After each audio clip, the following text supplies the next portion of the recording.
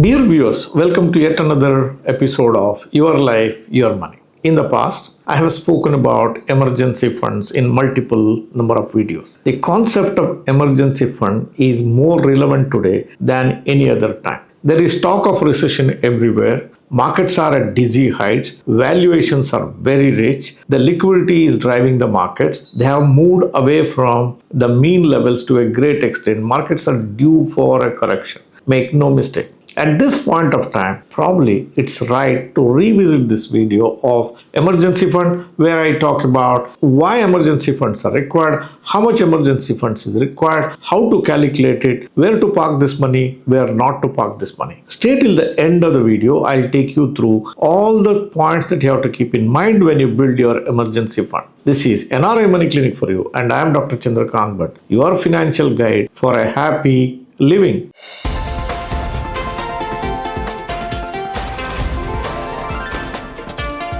NRI Money Clinic. No hype, just the right advice. When we talk about emergency fund, people who talk about emergency fund say maintain an amount of 2 months of your family expenses or about 6 months of family expenses. This is pure ignorance. Just 2 months or 6 months of your living expenses cannot be termed as an emergency fund. If you have a problem with usage of the term, you use the term that you like. Emergency fund, call it as contingency fund, call it as short-term fund, give it the name you like. What is the purpose of maintaining an emergency fund? The purpose of maintaining an emergency fund is to make sure that the unforeseen events or you want to do certain things because of which the money should not become a problem for running your show as you have planned. Therefore, we have to take into account all the things that might happen in your life during the next 2 years and make sure that you have so much of a short-term funds or the money which you can dip into in the event of something were to happen which is not as per your expectation. Now let's look at how you can build it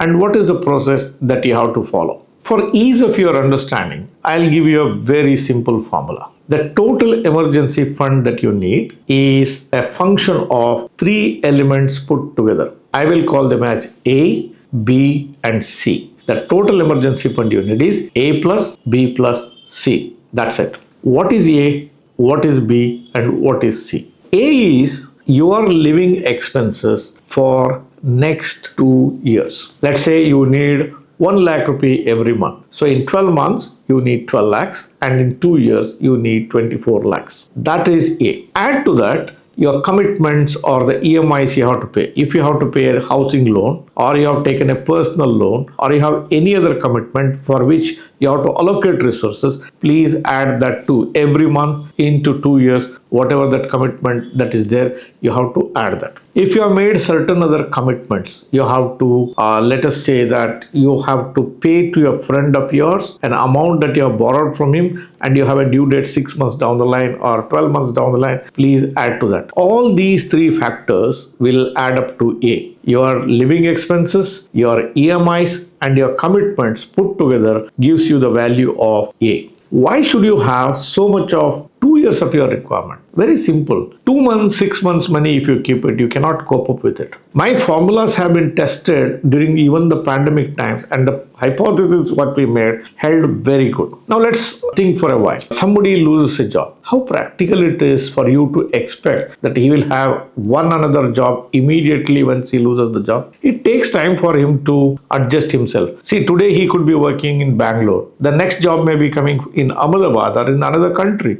So it takes time for you to adjust. These are the days of nuclear families. They are not like the joint families of yesterday. Let's say that a young family is there, husband and wife gets pregnant and she has to leave the job and it will play havoc with your finances. So it's always better at least 2 years of these expenses are planned for you. Or let's say that you have to go for some educational qualification because of which you have to quit your job yourself and it could be a 1 year course, 1.5 years course. You have to manage that show. So your short-term fund all put together should be equal to this particular value. Now let us look at what constitutes B. What are the headings that will come under B? all the one-time expenses you have planned for next 2 years have to be brought under this B. For example, Your children are likely to join school or college or whatever it is, and you have a budget of 1 lakh rupee as the admission fees or the expenses that come along with it, that should be put. If you have planned to do your house repair or you have to do the maintenance or any of these things, that should be included into it. You could be a young family, and let's say that you have planned for 60th birthday of your father or mother or in-laws, and you have planned particular expenses for that. It's a one-time expense. It cannot wait. Please add into it. So anything and everything you plan to do in next 2 years time, but it is going to be a one-off event and it has a budget attached to that, that should be put under the heading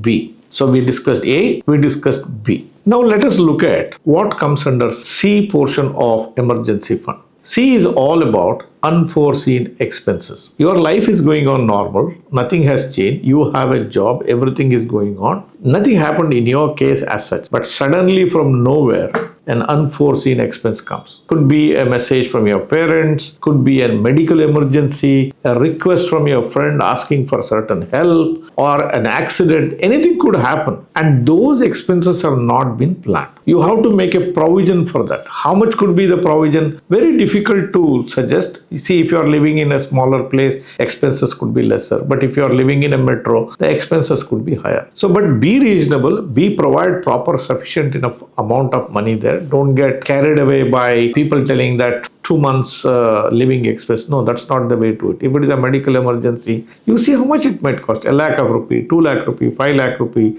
depending on your lifestyle, you make a provision and keep for that.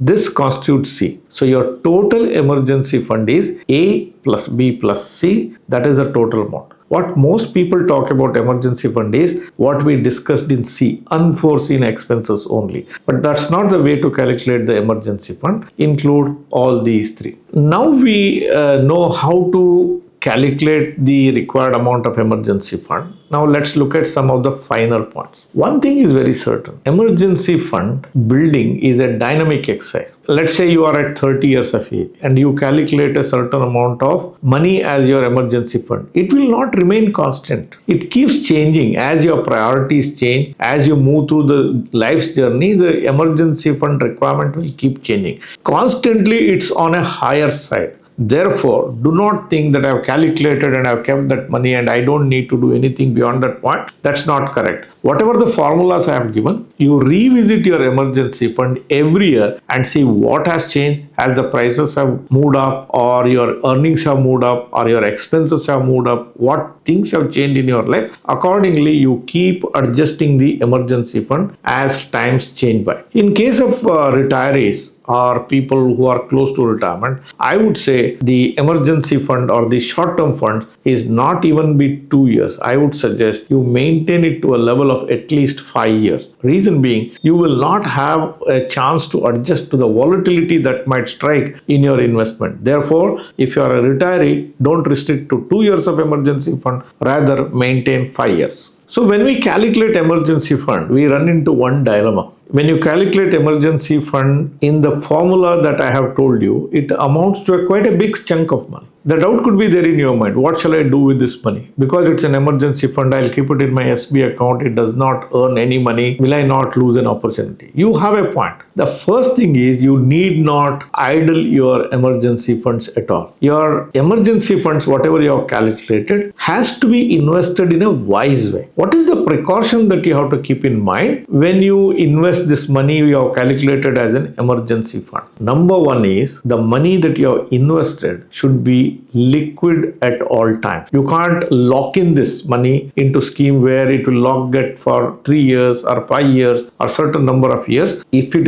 has a lock-in, then you can't call it as an emergency fund. The first condition is it should be liquid at all times. The second condition that you have to look at it is the instruments that you have chosen should not be volatile in nature. Its prices should not move up and down very drastically. Let's say that you have put 10 lakh rupees as your emergency fund and you invest this money and the stock market comes crashing down and it becomes a 20% crash from the top. Then your funds could be 20%, 25%, 35% depending on where you have invested. So if the prices become volatile, then that instrument is not suitable for you to invest. So the second condition is the instrument that you have chosen should not have volatile pricing. If you put your money in a bank FD, that's fine, you can liquidate it. Or if you have put it in some short-term bonds without too much of duration which is built into it, that should be fine. Therefore, maintain emergency fund in such a way that it is liquid at all times and the prices are not volatile. I have a question for you. You have a credit card and you have a limit. What do you treat this limit on credit card? Is it a part of your emergency fund or you disagree? Whether you agree or disagree, give me a reason. Leave your observations in the comment section below. Now let me take you through some of the instruments which you should not use to park your emergency fund. As I said, only two conditions there. It should be liquid